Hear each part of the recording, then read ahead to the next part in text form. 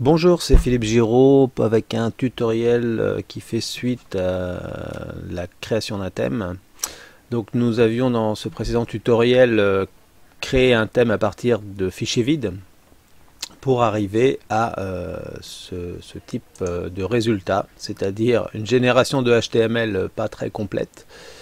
Et en termes de résultats visibles, ce genre de choses, c'était donc l'affichage des articles, un premier article, un deuxième article dans le résultat visible.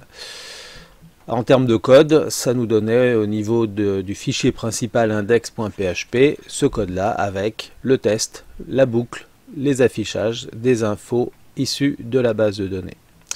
Alors ce HTML généré, il est très pauvre dans le sens où il n'est pas du tout complet au sens HTML. Et donc, évidemment, c'est pas très bon, il manque plein de choses. Alors, il manque par exemple le début. Alors, un fichier HTML démarre par HTML. Alors, on adapte selon le doctype que l'on veut. Une zone de head avec un slash head, etc., etc. Et puis un body. Voilà. Et puis à la fin,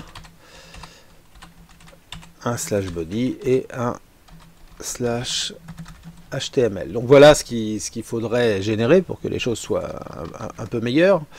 Donc du coup, si je retourne ici,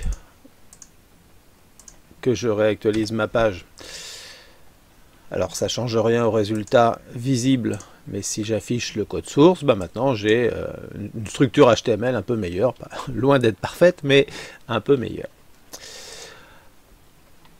Alors, WordPress va nous aider pour faire ça. Pourquoi? Parce que si je complétais ici ce bout de code, il faudrait que je définisse dans mon head mes balises méta, mon title, donc ça c'est le head technique.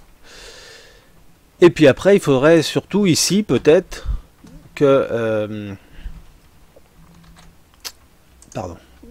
ici, il faudrait que par exemple ici, je définisse quelque chose comme ça. Pour l'entête de ma page,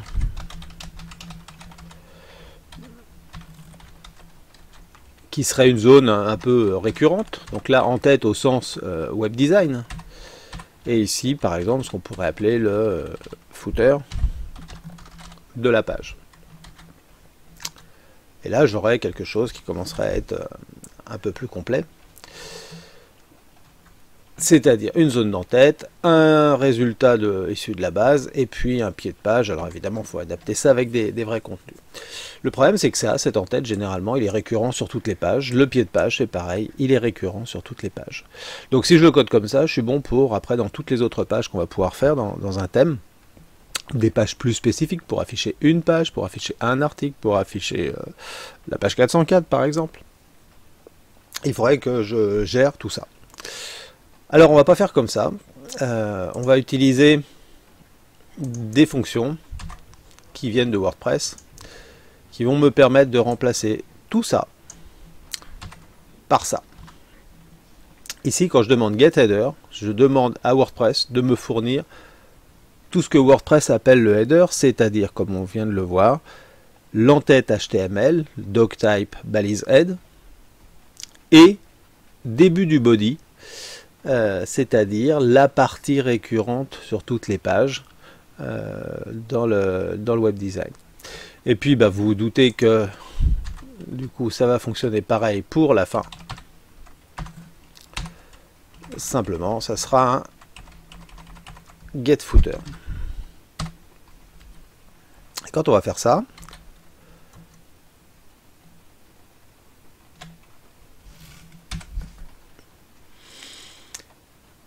on a un contenu plus complet.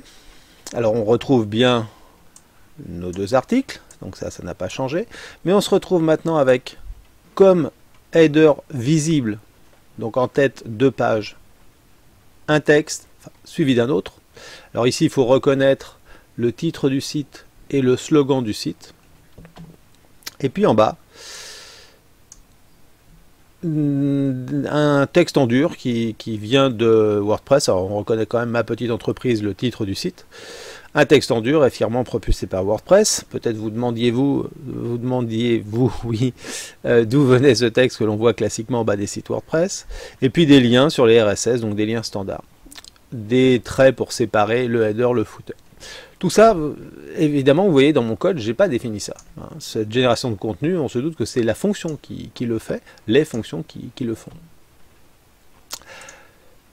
Vous voyez aussi en haut le bandeau qui permet d'accéder à l'administration du site, parce que je suis connecté en administrateur, et du coup, je vois ça dans la visualisation du front office. Et donc ça apparaît grâce aussi à la fonction header. Bon, mais ça, on ne s'y intéresse pas vraiment, puisque ça disparaît dès que je ne suis plus connecté. Dans la version production, évidemment, que les internautes ne voient pas ça. Donc moi, je vais m'intéresser à ce qui est visible. Alors, ça c'est bien, on a un header. Maintenant, c'est pas forcément ça que je veux mettre dans mon header. Alors, il faut comprendre que le système, quand on lui dit get header, ici, il va chercher dans les fichiers du thème s'il y a un certain fichier. Évidemment, ce fichier, il s'appelle header.php. Soit il trouve, soit il trouve pas. S'il trouve, il va l'afficher là, il va l'inclure là. Et s'il trouve pas, bah, il va prendre une sorte de fichier header par défaut, qui est dans WordPress. Donc il n'est plus dans le thème, qui est dans WordPress. Si on était dans un thème enfant, il chercherait ensuite le thème, le fichier header du parent, et s'il ne trouve pas le fichier header du parent, il prendrait le header par défaut. Donc le système de hiérarchie des thèmes enfants-parents, je vous renvoie au tutoriel consacré à ça. Donc ça veut dire que si je définis un fichier header dans mon style, ici, dans mon thème, pardon, je vais pouvoir mettre ce que je veux dedans. Alors on va faire ça. Et ici, on va définir, oui, il va falloir que je prenne quand même quelque chose. Bon, on va faire quelque chose de simple, HTML. Ici, donc il me faut toute la partie haute du fichier.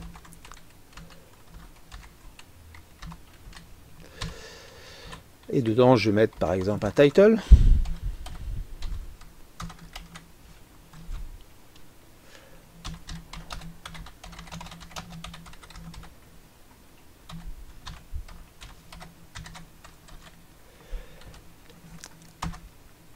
Et puis ici le début du body. Et puis ici mon header visible sur toutes les pages. Voilà ce que je peux mettre dans mon header. Alors je vais enregistrer ça.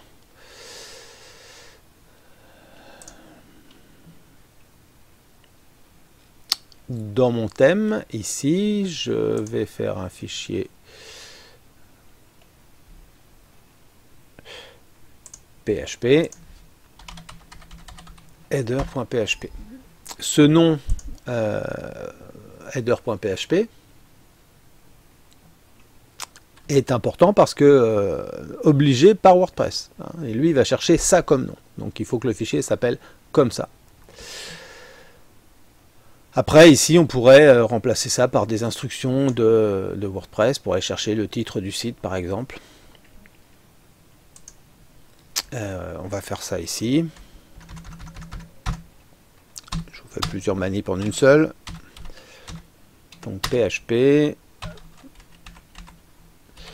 echo wp title. Donc on avait vu vtitle pour le titre d'un post. Si je mets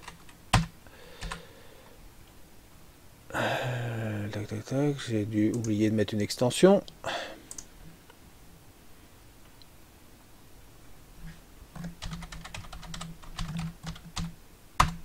Voilà, c'est un peu mieux avec des couleurs. Voilà, j'ai donc maintenant ce header. Si je retourne sur ma page et que j'actualise,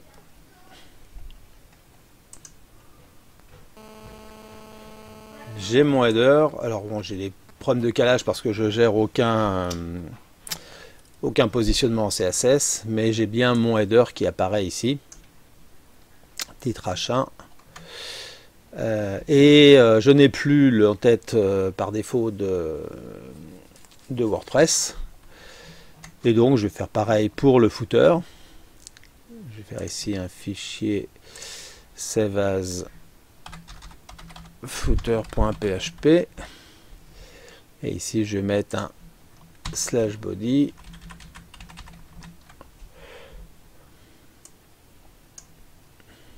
/html.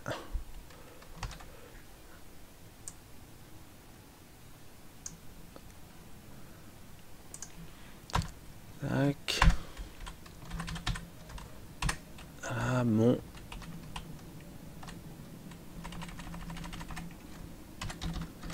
footer. CTRL S, je réactualise. Regardez le footer. Pof, c'est devenu mon footer visible sur l'ensemble de mes pages. Et bien là, j'ai créé donc une page complète. Si je regarde dans le code source généré, j'ai maintenant une structure HTML correcte,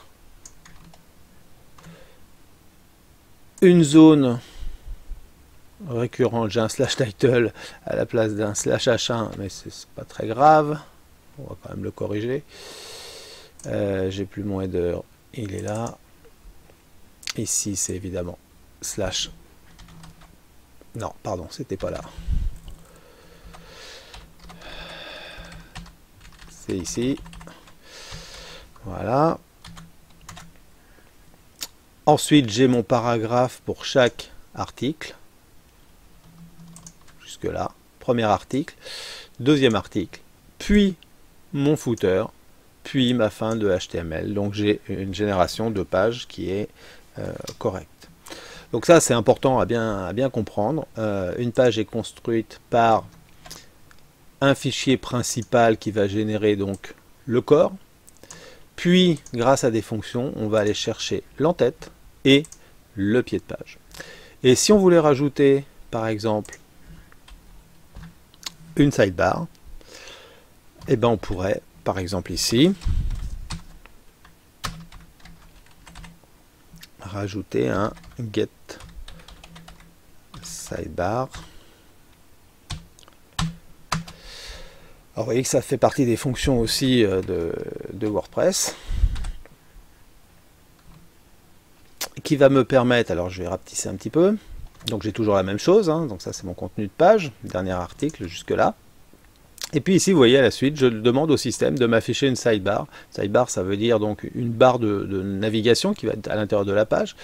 Et là vous reconnaissez sûrement une structure que vous avez déjà vue dans des sites WordPress, avec la liste des pages, la liste des archives, les catégories, etc. Et là, moi, j'ai rien défini non plus. Hein. Donc, ça veut dire qu'ici, le get sidebar, il va chercher une sidebar par défaut et il va l'afficher.